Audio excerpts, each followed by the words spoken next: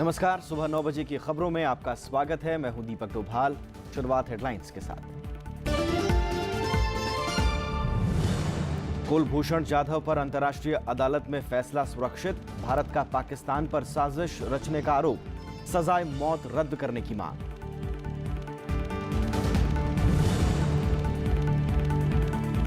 विदेशों में गैर कानूनी ढंग से पैसा भेजने का पर्दाफाश, 24 करोड़ 64 लाख के आयात पर चुकाए 2200 करोड़। 13 कंपनियों पर सीबीआई का शिकंजा।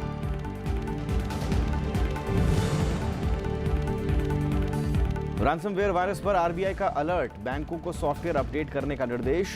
केंद्र की सावधानी के साथ इंटरनेट इस्तेमाल करने की सलाह।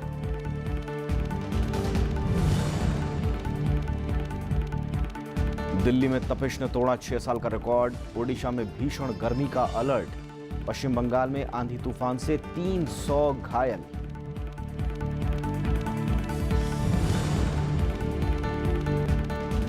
एटीपी रैंकिंग में भांबरी ने लगाई 32 पायदान की छलांग। एकल टेनिस में फिर बने भारत के नंबर 1 खिलाड़ी।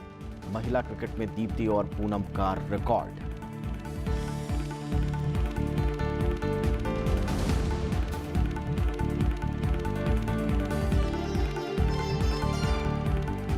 कुलभूषण जाधव मामले में अंतर्राष्ट्रीय न्यायालय ने सुनवाई पूरी कर फैसला सुरक्षित रख लिया है। भारत ने अपना पक्ष रखते हुए आशंका जताई कि सुनवाई पूरी होने से पहले ही जाधव को पाकिस्तान में फांसी दी जा सकती है। भारत के वकील हरीश साल्वे ने कहा कि पाकिस्तान ने जाधव को अवैध तरीके से हिरासत में रखा हुआ है। उन्हें कानूनी मदद नहीं दी गई और ना ही राजनयिक संपर्क की इजाजत मिली। ये वियना संधि और मानवाधिकार का उल्लंघन है। भारत ने जाधव से मिलने और फांसी की सजा पर तुरंत रोक लगाने की अपील की। भारतीय नौसेना के पूर्व अधिकारी कुलभूषण जाधव की पाकिस्तान में मौत की सजा पर हैग स्थित अंतर्राष्ट्रीय न्यायालय में सोमवार को सुनवाई हुई। In that request, India states that the alleged violation of the Vienna Convention by Pakistan has prevented India from exercising its rights under the convention and has deprived Mr. Jadhav from the protection accorded under the convention. विदेश मंत्रालय के अधिकारी दीपक मित्तल और VD Sharma ने मामले को प्रशासनिक रूप से पेश किया। उन्होंने कहा कि पाकिस्तान की कैद में बंद कुलभूषण जाधव को किसी भी प्रकार की कानूनी सहायता लेने से रोका गया। ये वियना कन्वेंशन और मानवीय परंपराओं के भी खिलाफ है। India was informed on 25 March 2016 that an Indian national was allegedly arrested on 3 March 2016. India, on that very day, sought consular access to the said individual. The request did not evoke any response. On 30 March 2016, India sent a reminder reiterating the request for consular access at the earliest. Despite a number of such reminders for consular access sent by India, there has been no response and all these requests fell on deaf ears. वहीं counsellor Harish Salve ने कानूनी रूप से भारत के पक्ष को रखा। उन्होंने कहा कि सुनवाई पूरी होने तक जाधव के खिलाफ मौत की सजा को रोका जाए। हरीश साल्वे ने कहा कि पाकिस्तान के रवैये से भारत को शक है कि कुलभूषण जाधव के मामले में तथ्यों को छुपाया जा रहा है। इस कारण अंतर्राष्ट्रीय न्यायालय में सुनवाई पूरी होने के पहले ही जाधव को फांसी दे सकता है। Availability of a right to seek a clemency is not relevant. This is particularly so in the facts and circumstances of the case where any right to a petition for clemency is really illusory. It is therefore absolutely imperative that in order to prevent irreparable prejudice, this court would indicate provisional measures to be in place until such time as India's application can be heard and decided by this court. Bharat के वकील हरीश साल्वे ने कहा कि पाकिस्तान में हाल के दिनों में ऐसे 18 लोगों की अपील की अवधि पूरी होने के पहले फांसी पर चढ़ा दिया गया है। यही वजह है कि भारत की मांग है कि भारतीय अधिकारियों को जल्द से जल्द कुलभूषण जाधव से मिलने की इजाजत दी जाए। And therefore, sir, on behalf of the Republic of India, Mr. President and esteemed members of the court, I beseech you that please put in place, please indicate provisional measures that A, the government of Islamic Republic of Pakistan take all measures necessary to ensure that Kulbhushan Sudhir Jadhav is not executed. B, that the government of the Islamic Republic of Pakistan report to this court Bharat ने ये भी कहा कि पाकिस्तान ऐसे मामलों में कई बार संयुक्त जांच की मांग करता है, जो महज दिखावा है। भारत ने कहा कि पाकिस्तान पहले संपर्क करने दे और बाद में संयुक्त जांच की पेशकश करे। भारत को उम्मीद है कि अंतर्राष्ट्रीय न्यायालय बेशर्त कुलभूषण जाधव से संपर्क और फैसले आने तक उनकी मौत की सजा स्थगित रखेगा। अखिलेश सुमन, राज्यसभा टीवी। उधर पाकिस्तान को मामले में दलील शुरू होते ही झटका लगा। अंतर्राष्ट्रीय न्यायालय के अध्यक्ष रोनी अब्राहम ने पाकिस्तान को कुलभूषण जाधव का टेप चलाने से मना कर दिया। इसके बाद पाकिस्तान के प्रतिनिधि खैबर कुरैशी ने अंतर्राष्ट्रीय न्यायालय में अपना पक्ष रखा। उन्होंने कहा कि कुलभूषण जाधव को फांसी देने के लिए पाकिस्तान जल्दी में नहीं है। उन्होंने कहा कि अभी भी कुलभूषण जाधव को अपील करने के लिए 150 दिन बचे हुए हैं। पाकिस्तान ने दावा किया कि आतंकवादी होने की वजह से जाधव से मुलाकात की अनुमति नहीं दी गई। सुप्रीम कोर्ट फिलहाल सिर्फ 3 तलाक पर विचार करेगा। निकाह हलाला और बहुविवाह प्रथा पर बाद में सुनवाई होगी। तीनों प्रथाओं पर एक साथ सुनवाई की केंद्र की अपील के बाद कोर्ट ने यह बात कही। वहीं केंद्र ने कहा है कि अगर 3 तलाक को अवैध ठहराया जाता है तो केंद्र नया कानून बनाएगा। सुप्रीम कोर्ट में 3 तलाक पर सोमवार को सुनवाई के दौरान अटॉर्नी जनरल मुकुल रोहतगी ने केंद्र सरकार का पक्ष रखा। उन्होंने 3 तलाक के साथ निकाह हलाला और बहुविवाह प्रथा पर एक साथ विचार करने की अपील की। सुप्रीम कोर्ट ने कहा कि वक्त की कमी की वजह से फिलहाल 3 तलाक पर सुनवाई होगी। भविष्य में निकाह हलाला और बहुविवाह पर फैसला लिया जाएगा। केंद्र ने कोर्ट को बताया कि अगर 3 तलाक को असंवैधानिक ठहराया जाता है तो वो मुस्लिमों में विवाह और तलाक के लिए नया कानून बनाएगा। अटॉर्नी जनरल ने कहा कि तलाक का धर्म से कोई संबंध नहीं है, ये मानवाधिकार का मामला है। उन्होंने कहा कि कई मुस्लिम देशों में भी इस प्रथा को अवैध करार दिया गया है।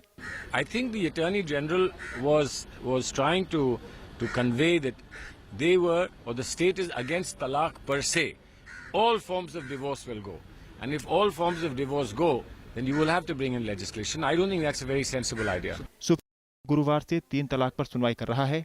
शुक्रवार को कोर्ट ने 3 तलाक को शादी तोड़ने का सबसे बुरा तरीका बताया था। रविंद्र सिंह शोरान, राज्यसभा टीवी। उत्तर प्रदेश के मुख्यमंत्री आदित्यनाथ योगी और उप मुख्यमंत्री केशव प्रसाद मौर्य के सांसद पद पर भी बने रहने को लेकर इलाहाबाद हाईकोर्ट ने सवाल पूछा है। अदालत की लखनऊ बेंच ने इस सिलसिले में अटॉर्नी जनरल मुकुल रोहतगी को समन भेजा। इस मामले में सोमवार को इलाहाबाद हाईकोर्ट में एक याचिका दायर की गई, जिसमें कहा गया कि प्रदेश के मुख्यमंत्री और उप मुख्यमंत्री बतौर सांसद तनख्वाह और बाकी सुविधाएं ले रहे हैं, लिहाजा उन्हें एक सूबे की कमान संभालने का अधिकार नहीं है।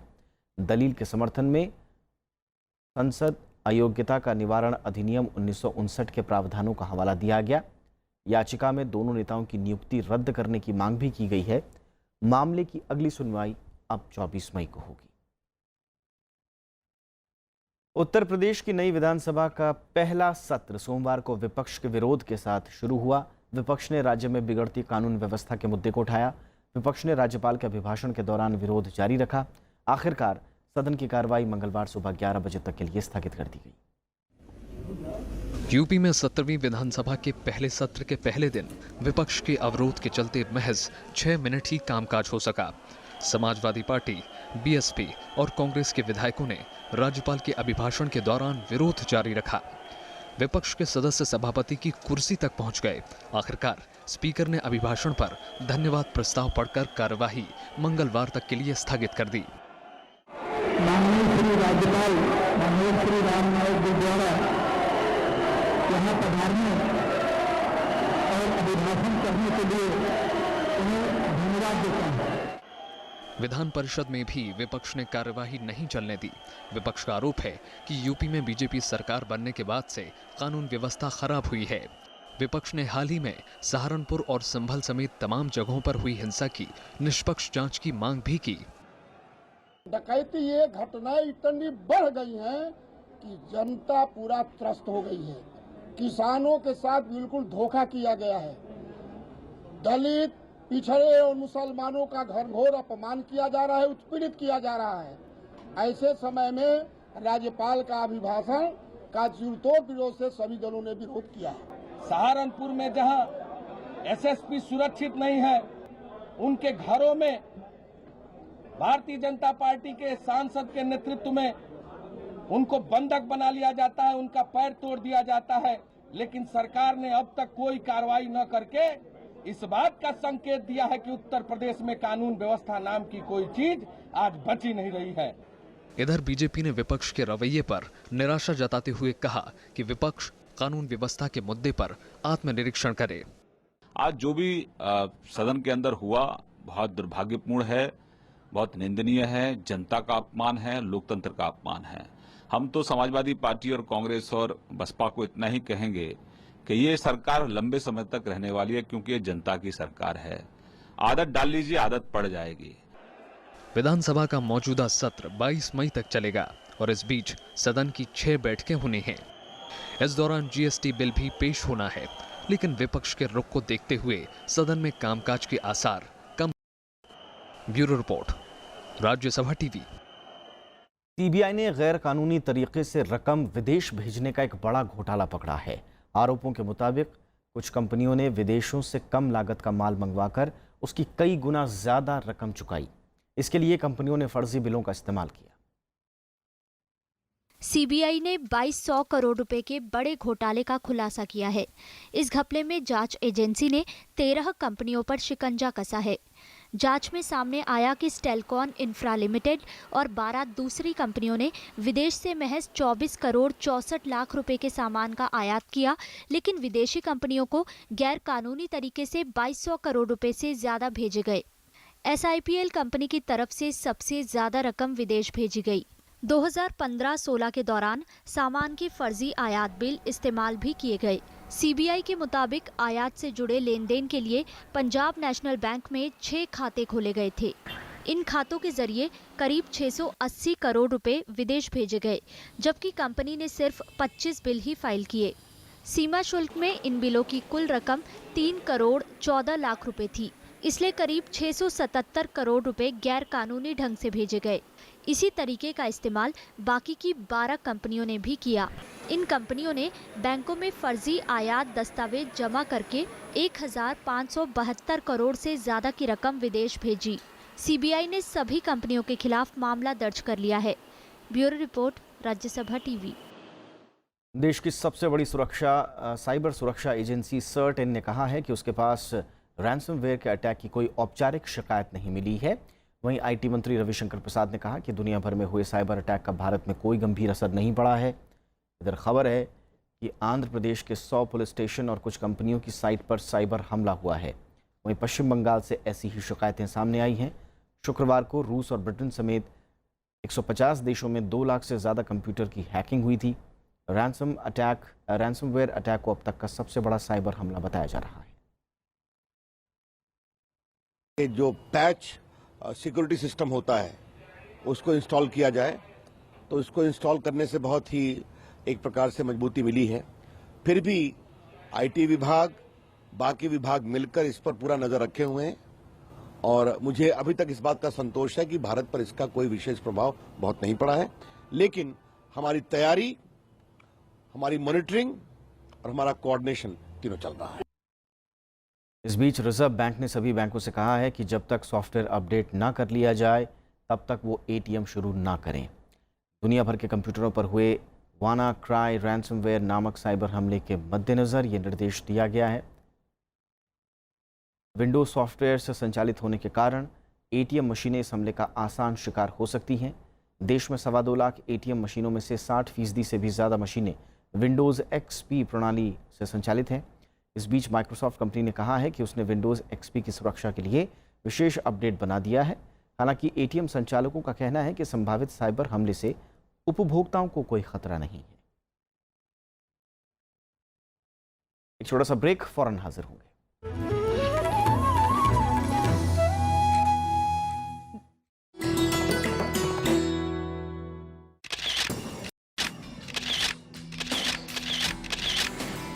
The splendid, grand and massive neo-Buddhist copper dome of the Rashtrapati Bhavan. It gets its influence from stupa at Sanchi. The dome is more than twice the height of the rest of the building. The reinforced concrete shell of the outer dome began to be formed during the beginning of 1929. The last stone of the dome was laid on April 6th, 1929.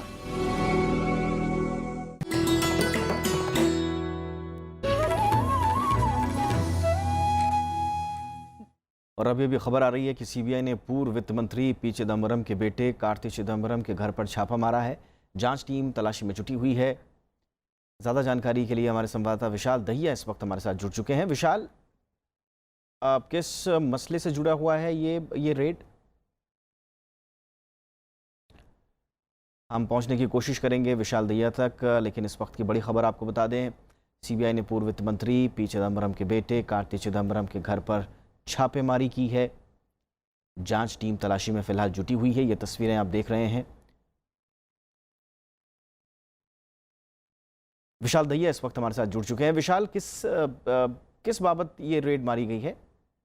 देखिए दीपक, सुबह 7 बजे CBI ने लगभग 1 दर्जन इलाकों में 1 दर्जन ठिकानों पे जो छापेमारी है वो शुरू की। और ये जो जगह हैं वो भूतपूर्व जो वित्त मंत्री हैं और कांग्रेस के आला नेता हैं पी चिदम्बरम और उनके सुपुत्र कार्ति चिदम्बरम, उनके जो ठिकाने हैं, उनके घर या उनके दफ्तर, उन जगहों पर छापेमारी की गई है। सुबह 7 बजे से चेन्नई, नोएडा और ऐसा बताया जा रहा है सूत्रों के हवाले से कि दिल्ली के भी कुछ इलाकों में कई जगहों पर जो छापेमारी है वो की गई है। मामला आईएनएक्स मीडिया को जो 2007-2008 में एफआईपीबी से क्लियरेंस मिली थी उससे संबंधित मामला बताया जा रहा है।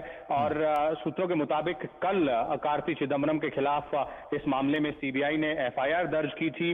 और जो एलिगेशंस हैं, यानी कि जो आरोप हैं कार्ति चिदम्बरम के खिलाफ, उनके मुताबिक जब एफआईपीबी की क्लियरेंस आईएनएक्स मीडिया को दी गई थी तो सिर्फ 4 करोड़ रुपए की इन्वेस्टमेंट की मंजूरी थी एफआईपीबी की तरफ से, लेकिन दरअसल जो विदेशी निवेश हुआ इस डील में वो इससे कहीं ज्यादा हुआ। तो इस तरह के आरोपों को लेकर जो कल एफआईआर दर्ज की गई थी उस एफआईआर के आधार पर आज कई ठिकानों पर छापेमारी की जा रही है। और इस वक्त जब हम बातचीत कर रहे हैं तो सीबीआई की छापेमारी जारी है।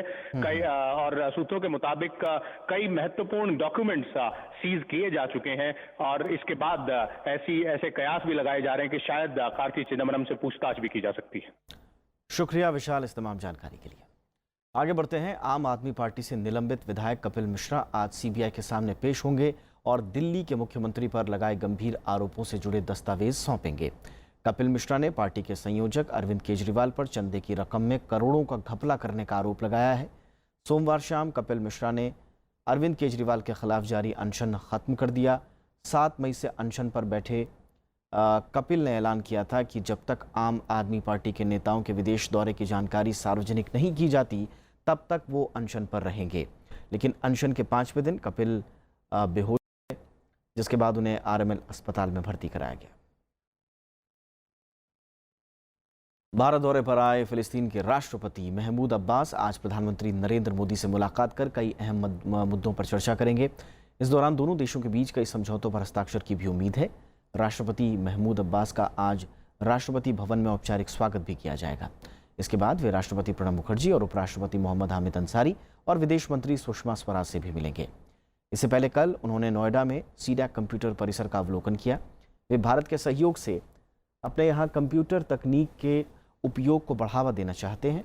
प्रधानमंत्री नरेंद्र मोदी जुलाई में इजरायल की यात्रा पर जाने वाले हैं। ऐसे में राष्ट्रपति महमूद अब्बास की दिल्ली यात्रा काफ़ी अहम मानी जा रही है। सीरिया के आईएस के कब्जे वाले इलाके में पिछले 2 दिनों से जारी हवाई हमले में कम से कम 32 लोग मारे गए, जबकि बड़ी तादाद में लोग हताहत हुए हैं। इस बीच सीरिया के लिए संयुक्त राष्ट्र के दूत ने कहा कि सरकार और विपक्ष के बीच जिनेवा में ताज़ा दौर की शांति वार्ता गंभीर है। हालांकि सीरियाई राष्ट्रपति बशर अल असद ने इसे दिखावा करार दिया है। सीरिया में पिछले 5 साल से जारी संघर्ष में अब तक लाखों लोग मारे जा चुके हैं, जबकि बड़ी तादाद में लोग पलायन को मजबूर हुए। उत्तर कोरिया के ताज़ा मिसाइल परीक्षण की संयुक्त राष्ट्र समेत दुनिया के कई देशों ने कड़ी निंदा की है। संयुक्त राष्ट्र ने कड़ा रुख अख्तियार करते हुए नए प्रतिबंध लगाने की बात भी कही है। उत्तर कोरिया के ताज़ा मिसाइल परीक्षण ने संयुक्त राष्ट्र समेत दुनिया भर की चिंता बढ़ा दी है। परीक्षण पर नाराजगी जताते हुए संयुक्त राष्ट्र ने नए प्रतिबंध लगाने की चेतावनी दी है। सुरक्षा परिषद ने बयान जारी कर उत्तर कोरिया से और मिसाइल परीक्षण नहीं करने के लिए कहा है। दक्षिण कोरिया और रूस ने भी परीक्षण की निंदा करते हुए इसे खतरनाक करार दिया है। Secretary General condemns the launch of another ballistic missile by the Democratic People's Republic of Korea. This action is in violation of Security Council resolutions and a threat to peace and security in the region. Uttar Korea ने रविवार को missile परीक्षण के बाद दावा किया था कि उसकी नई मिसाइल भारी परमाणु हथियार ले जाने में सक्षम है। मिसाइल की मारक क्षमता 4500 किलोमीटर से ज्यादा बताई गई। इस साल उत्तर कोरिया कई मिसाइल का परीक्षण कर चुका है। Bureau report, Rajya Sabha TV. Challenger tournament में अच्छा प्रदर्शन कर रहे भारतीय टेनिस खिलाड़ी यूकी भांबरी ने एटीपी की ताज़ा विश्व रैंकिंग में 32 पायदान की छलांग लगाई है। इसके साथ ही भांबरी एक बार फिर भारत के नंबर 1 एकल टेनिस खिलाड़ी बन गए हैं। पिछले हफ्ते उज्बेकिस्तान में कार्शी चैलेंजर टूर्नामेंट के सेमीफाइनल में पहुंचने वाले यूकी अब रैंकिंग में 241वें नंबर पर पहुंच गए हैं। रामकुमार रामानाथन के 46 पायदान नीचे खिसकने की वजह से भी भांबरी भारतीय खिलाड़ियों में नंबर 1 पर काबिज हुए। रामनाथन कार्शी टूर्नामेंट के पहले दौर में हार गए थे। और इधर भारतीय महिला क्रिकेट टीम की दीप्ति शर्मा और पूनम राउत ने सबसे बड़ी साझेदारी का नया रिकॉर्ड कायम किया है। दक्षिण अफ्रीका में खेली जा रही 4 देशों की वनडे सीरीज के 8वें मैच में इस जोड़ी ने यह कारनामा किया। दीप्ति और पूनम ने आयरलैंड के खिलाफ पहले विकेट के लिए 320 रन जोड़कर महिला वनडे अंतर्राष्ट्रीय क्रिकेट रिकॉर्ड बनाया। महिला वनडे क्रिकेट में 300 रन की ये पहली साझेदारी है। हालांकि दीप्ति शर्मा दोहरे शतक से चूक गई। 19 साल की दीप्ति ने 160 गेंदों का सामना करते हुए 188 रन बनाए और नया रिकॉर्ड बनाया। दोनों के प्रदर्शन पर टीम इंडिया के पूर्व ओपनर वीरेंद्र सहवाग ने बधाई दी है। कुछ दिन पहले ही तेज गेंदबाज झूलन गोस्वामी वनडे क्रिकेट में सबसे ज्यादा विकेट हासिल करने वाली खिलाड़ी बनी। मौसम लोगों के लिए मुसीबत बनता जा रहा है। दिल्ली में गर्मी में सोमवार को 6 साल का रिकॉर्ड तोड़ दिया। ओडिशा में भी हालत को देखते हुए ऑरेंज अलर्ट जारी किया गया है। देश के कई हिस्सों के यही हाल है। वहीं पश्चिम बंगाल के उत्तर दिनाजपुर जिले में सोमवार को आंधी तूफान के साथ आई तेज बारिश में 300 से ज्यादा लोग घायल हो गए। सूखी नदियां, सूखे हैंडपंप, पानी के लिए मीलों का सफर तय करते लोग। गुजरात के डांग में हर तरफ यही मंजर है। करीब 6 किलोमीटर की दूरी तय करके महिलाएं, बच्चे और बड़े कुएं और टैंक से पानी जुटाने को मजबूर हैं। मिनी चेरापूंजी कहा जाने वाला ये जिला इन दिनों पानी की भारी किल्लत से जूझ रहा है। जब से गर्मी का सीजन आता है, जब से बहुत तकलीफ पानी की है। 5-6 किलोमीटर दूर से हम कुआं पे आते और गाड़ी बैल में भर के लेके जाते पानी। देश के ज्यादातर इलाके भीषण गर्मी की चपेट में है। उत्तर प्रदेश के बांदा में पारा 47 डिग्री सेल्सियस के पार जा पहुंचा है। राजधानी दिल्ली में भी सोमवार को पारे ने पिछले 6 साल का रिकॉर्ड तोड़ा। राजस्थान के चूरू में पारा 46 तक पहुंच गया। तेलंगाना, उत्तराखंड, पंजाब, हरियाणा में भी गर्मी से लोगों का बुरा हाल है। वहीं मौसम विभाग ने ओडिशा में और गर्मी बढ़ने की आशंका जताई है। काफ़ी दिक्कत हो रही है हम लोग को घर से बाहर निकलने के लिए, कॉलेज वगैरह जाने में, शॉपिंग वगैरह अब करनी है बिकॉज शादियों के मौसम है तो काफ़ी प्रॉब्लम हो रही है। पश्चिम बंगाल के उत्तर दिनाजपुर जिले में सोमवार को आंधी तूफान के साथ आई तेज बारिश लोगों के लिए आफत बन गई। इसके चलते 300 से ज्यादा लोग घायल हुए हैं। इनमें से 60 की हालत गंभीर बनी हुई है। Bureau report, Rajya Sabha TV. पूर्वोत्तर में जैव विविधता का खजाना है जिसे बचाए जाने और संरक्षित करने की जरूरत है। यही संदेश असम के तेजपुर में 3 दिन तक चले ग्रीन हब फिल्म फेस्टिवल से निकलकर सामने आया। समारोह में पहुंचे तमाम कलाकारों ने माना कि पूर्वोत्तर में महिलाएं पशु पक्षियों से लेकर परंपरागत बीजों के संरक्षण में अहम भूमिका निभा रही हैं। ग्रीन हब फेस्टिवल का आखिरी दिन कम्युनिटी वीडियो और महिलाओं की भागीदारी के नाम रहा।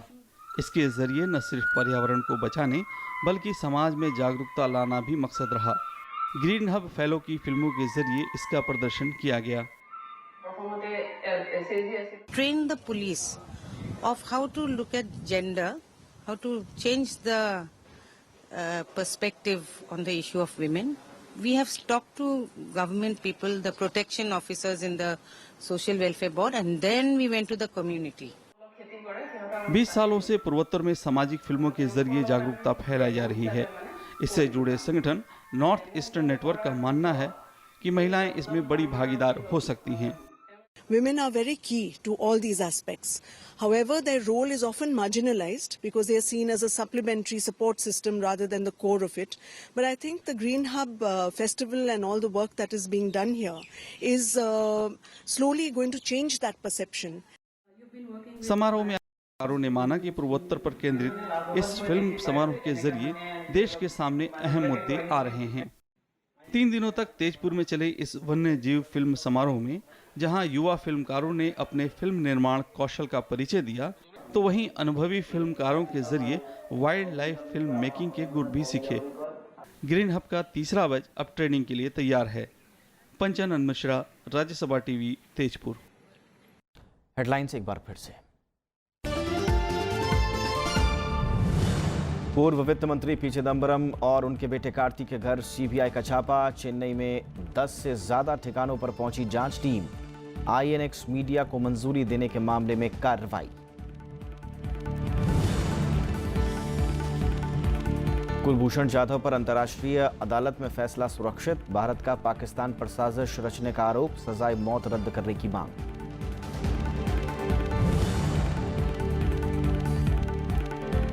रैंसमवेयर वायरस पर आरबीआई का अलर्ट, बैंकों को सॉफ्टवेयर अपडेट करने का निर्देश। केंद्र की सावधानी के साथ इंटरनेट इस्तेमाल करने की सलाह।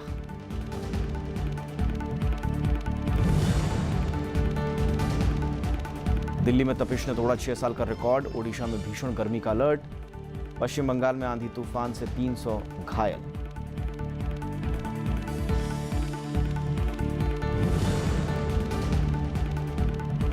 एटीपी रैंकिंग में भांबरी ने लगाई 32 पायदान की छलांग। एकल टेनिस में फिर बने भारत के नंबर 1 खिलाड़ी। महिला क्रिकेट में दीप्ति और पूनम का रिकॉर्ड।